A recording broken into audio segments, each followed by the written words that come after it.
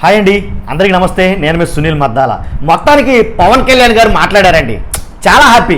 చాలామంది రాష్ట్రంలో పవన్ కళ్యాణ్ గారు మాట్లాడలేదండి, డిప్యూటీ సీఎం గారు మాట్లాడలేదండి, ఉప ముఖ్యమంత్రి వర్యులు ఎందుకు మాట్లాడలేదు, ఎక్కడికి వెళ్ళారు, ఈ దేశంలో ఉన్నారా లేకపోతే వేరే దేశంలో ఉన్నారా లేదా ఎక్కడున్నారు ఏంటి, ఒకటి కాదండి బాబు, వీడియోలు కుప్పలు తప్పలుగా వచ్చి పడిపోయినాయి. వాస్తవం, మనం కూడా వీడియో చేసాం. ఏంటంటే గౌరవనీయులైనటువంటి ఉప ముఖ్యమంత్రి వర్యులు ఎక్కడా అని ఒక వీడియో చేసాం మనం. కాబట్టి పవన్ కళ్యాణ్ గారు మాట్లాడలేదని నిన్న నుంచి అనుకుంటున్నారు కదా, మీకోసమే పవన్ కళ్యాణ్ గారు మాట్లాడారండి. ఉప ముఖ్యమంత్రి వర్యులు గౌరవనీయులైనటువంటి శ్రీ పవన్ కళ్యాణ్ గారు మాట్లాడారు. ఏం మాట్లాడారంటే కనుక అసలు ఏంటనేది ఖచ్చితంగా ఆయన మాట్లాడిన మాటలు కాబట్టి అందరికీ షేర్ అవ్వాలండి. షేర్ అవ్వాలంటే మీ బాధ్యతగా ఫస్ట్ ఒక లైక్ చేయండి. వీడియోకి లైక్ చేసిన తర్వాత మీ అమూల్యమైన అభిప్రాయాన్ని పవన్ కళ్యాణ్ గారు మాట్లాడిన ఆ మాటల మీద మీ అభిప్రాయాన్ని కామెంట్ రూపంలో తెలియజేయండి. మర్చిపోవద్దు, ప్రతి ఒక్కరు కూడా మీ అభిప్రాయం కామెంట్ రూపంలో తెలియజేయండి. కొత్త వాళ్ళు అయితే కనుక నేను ఎప్పుడు చెప్పేదే మర్చిపోవద్దు, మన ఛానల్ని పక్కాగా సబ్స్క్రైబ్ చేసుకోండి. పార్టీలకు అతీతంగా తమ్ముడు తనోడైనా ధర్మం మాట్లాడాలంటాను కాబట్టి పార్టీలకు అతీతంగా వీడియోలు అయితే కనుక ప్రజలకు ఉపయోగపడే వీడియోలు మీ ముందుకు తీసుకొస్తా.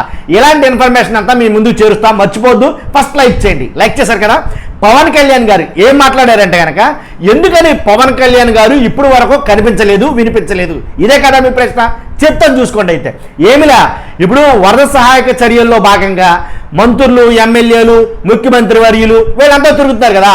వీళ్ళంతా తిరుగుతున్నప్పుడు వీళ్ళు తిరగడానికి ఆల్రెడీ ఏం జరిగింది, సీఎం గారు నిన్న వరద ప్రాంతాల్లో పర్యటించారు కాబట్టి. కానీ అదే ఉప ముఖ్యమంత్రి వర్యులు అంటే పవన్ కళ్యాణ్ గారు కూడా ఫీల్డ్లోకి వస్తే, పవన్ కళ్యాణ్ గారు కూడా ఏదైతే వరద ప్రాంతాల్లో తిరిగితే కనుక ఎక్కువగా నా వల్ల చాలామంది ఇబ్బంది పడిపోతారు. ఎందుకంటే నేను ఆయన మంచి మాట మాట్లాడారండి. ఆ మాట చెప్తాను నేను.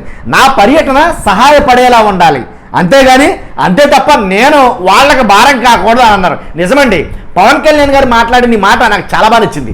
ఎందుకంటే పవన్ కళ్యాణ్ గారు, సారు మీరు వస్తే నిజంగా ఎలాంటి ఇబ్బంది ఎదురోను, కానీ నిన్న నారా చంద్రబాబు నాయుడు గారు రావడం వల్ల ఆయన చుట్టే బోట్లన్నీ తిరిగాయి, ఆయన చుట్టే అధికారులు అందరూ తిరిగారు, ఆయన చుట్టే మొత్తం ఏదైతే గజయితగల కాడి నుంచి మొత్తం ఎన్ని విభాగాలు ఉంటే అన్ని విభాగాలు సార్ చుట్టూనే తిరిగారు. అసలు వాళ్ళని తీసుకొస్తాక ఎవరు జనాలు లేరు, ఏంటి బోట్లు లేవు, అధికారులు లేరు, గజయితగాళ్ళు లేరు, అందరూ ముఖ్యమంత్రి గారి చుట్టూ తిరుగుతూ సరిపోయింది. నేనంటాం కాదండి, ఎన్ఆర్ఐలే చాలా మంది వీడియోలు చేశారు ఈ విషయం మీద. కాబట్టి మీరు రాకపోవడం మంచిదైంది సార్, నిజంగా నిజం. ఎందుకంటే మీ మనసులో అనుకున్నది బయట చెప్పారు, అంతే తేడా. కాబట్టి సార్ రాకపోవడానికి గల ప్రధాన కారణం అంటే పవన్ కళ్యాణ్ గారు రాకపోవడానికి ప్రధాన కారణం ఇదే.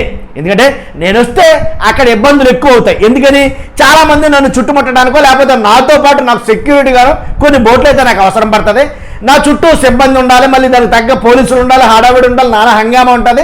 కాబట్టి నేను రావడం కన్నా, నేను వచ్చి మిమ్మల్ని ఇబ్బంది పెట్టడం కన్నా నేను రాకపోవడం ఉత్తమం అని గ్రహించాను అని అన్నారు. చాలా మంచిది సార్. కానీ చిన్న డౌట్ ఏంటంటే, చాలామంది నేను ఈ వీడియో చేసిన తర్వాత చాలామంది కామెంట్ పెడతారు.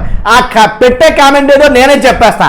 అంటే మీరు రాలేదు, ఓకే, కనీసం కనిపించవచ్చు కదా టీవీల్లో కానీ లేదా మీ సందేశం ట్విట్టర్లో కానీ ఇలాంటి వాటిలో కనిపించవచ్చు కదా, వినిపించవచ్చు కదా అని చాలామంది అడుగుతారు. దానికి ఏం చెప్తారంటే కనుక సమాధానం లేదు నిజంగాను. ఎందుకంటే ఒకవేళ కనిపించలేదు, ఎక్కడున్నారు మరి సారు ఉప ముఖ్యమంత్రి వర్యులు ఎక్కడున్నారు అని అంటే కనుక మీకు డౌట్ వస్తుందని నాకు తెలుసు. ఆ డౌట్ నేను ఫుల్ఫిల్ చేస్తాను. ఎక్కడున్నారంటే, ఏదైతే ఏపీ డిజాస్టర్ మేనేజ్మెంట్ ఏదైతే ఒక విభాగం ఉంటుందో, ఒక ఆఫీస్ ఉంటుందో, ఒక ప్రత్యేకమైన కార్యాచరణ ఏదైతే ఉంటుందో ఆ విభాగంలో ఉండి అంతా మానిటరింగ్ చేస్తున్నారంటే పవన్ కళ్యాణ్ గారు. నిజం. కాబట్టి అక్కడి నుంచి మానిటరింగ్ చేసి ఎప్పటికప్పుడు అంతా చూస్తూ పరిశీలిస్తూ సమీక్ష చేస్తున్నారు. ఇది విషయం. మీ ప్రశ్నకి సమాధానం కూడా దొరికిందని నేను అనుకుంటున్నా. కాబట్టి పవన్ కళ్యాణ్ గారు ఉన్నారు, ఆల్రెడీ అన్నీ చూశారు, దాంట్లో ఎలాంటి డౌట్ లేదు. కాకపోతే ప్రత్యక్షంగా లైవ్లో కనుక నేను వచ్చుంటే కనుక చాలా ఇబ్బంది పడిపోతారు ప్రజలు. ఎందుకంటే నన్ను చూడడానికి వచ్చే వాళ్ళు ఎక్కువ మంది ఉంటారు. కాబట్టి నాతో పాటు వాళ్ళని ఇబ్బంది పెట్టడం, నేను ఇబ్బంది పడటం, మీరు ఇబ్బంది పడటం ఎందుకని చెప్పేసి నేను ఇబ్బంది పడకూడదని అలా సైలెంట్గా ఉండిపోయాను అని చెప్పారండి. ఆయన చాలా చెప్పారు. ఆయన చెప్పిన దాన్ని మొత్తం కుదించి ఇలా నేను చెప్పడం జరిగిందన్నమాట. ఇది పవన్ కళ్యాణ్ గారు రాకపోవడానికి కారణం. అలాగే ఆయన ఎక్కడున్నారన్నదాన్ని కూడా సమాధానం అయితే చెప్పగలిగాను. కాబట్టి సహాయ చర్యలకు నేను ఆటంకం కాకూడదనే ఒకే ఒక్క మాట ఆయన మాట్లాడినమాట. సహాయ చర్యలకు నేను ఆటంకం కాకూడదనే ఒకే ఒక కారణంతో నేను రాలా. నేను వస్తే సహాయక చర్యలకి ఆటంకం ఏర్పడుతుంది, అందరూ నా చుట్టూనే తిరుగుతారు, అప్పుడు మరి చాలా మటుకు ఇబ్బందులు ఎదురవుతాయి అని ఆలోచించి మానేశారంటండి. విషయం అయితే అది. అమ్మయ్య మొత్తాన్ని చెప్పాను నేను. నిజమే, మీరు రాకపోవడమే మంచిదైంది సార్. ఎందుకంటే నిన్న సీఎం గారు చుట్టూ తిరిగాయి. ఇది అయిపోయింది కాబట్టి ప్రకాశం బ్యారేజ్ని పరిశీలించారంట పవన్ కళ్యాణ్ గారు. నిన్న పరిశీలించి ఇప్పుడు కూడా పరిశీలించారు. పరిశీలించిన తర్వాత ఏంట్రా ఏతావాత తేలింది ఏంటంటే ఎందుకు ఈ వరద అంటే కనుక వైసీపీ వాళ్ళండి. వాళ్ళు చేసిన పని వైసీపీ వాళ్ళు ఏం చేశారంటే కనుక బుడమేరుని పట్టించుకోకపోవడం, తర్వాత డ్యాములు సరిగా పట్టించుకోకపోవడం, వాటి నిర్వహణ సరిగా పట్టించుకోకపోవడం, వీటన్నిటి వల్ల వైసీపీ వాళ్ళు ఇవన్నీ చేయటం వల్ల ఈ వాయుగుండం వచ్చింది, ఈ తుఫాను వచ్చింది, ఈ తుఫానుకి ఈ వరద వచ్చింది. ఈ వరద వల్ల ఈ ప్రజలకు ఎంత ఇబ్బంది పడ్డారు. అల్టిమేట్గా యాతావాత తేల్చింది పవన్ కళ్యాణ్ గారు అదే. మొత్తానికి ఎలాగైతేనండి ఎలాంటి విపత్తులు ఇక మీదట రాకుండా ఆయన చూసుకుంటానన్నారు. అంతేకాదు ఇక మీదట ఏదైనా వస్తే కనుక పటిష్టమైనటువంటి చర్యలు అయితే కనుక తీసుకుంటా అన్నారు. అది నాకు బాగా నచ్చింది.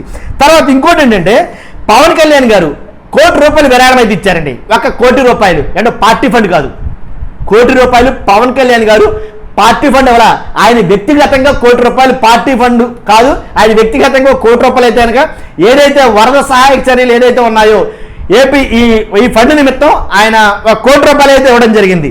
కాబట్టి విషయం నేను మొత్తం వివరంగా మీకు అర్థమైనట్టు చెప్పేసినట్టున్నాను. చూస్తున్నా మీరు అందరూ ఇప్పుడు పని మీదే పని. ఇప్పుడు ఏంటంటే దీని మీద మీ అభిప్రాయాలు ఏంటి? ఆయన చెప్పిన మాటలు యాజ్ ఈజ్గా మీకు చెప్పా, దాంట్లో ఎలాంటి డౌట్ లేదు. మనం ఏం కల్పించలేదు, కొత్తవి చెప్పలేదు, ఉన్నాయి తీసేయలేదు, యాజ్ ఈజ్గా చెప్పా. మీరు ఏమనుకుంటున్నారు? అసలు నిజంగా నమ్ముతున్నారా లేదా నమ్మటం లేదా?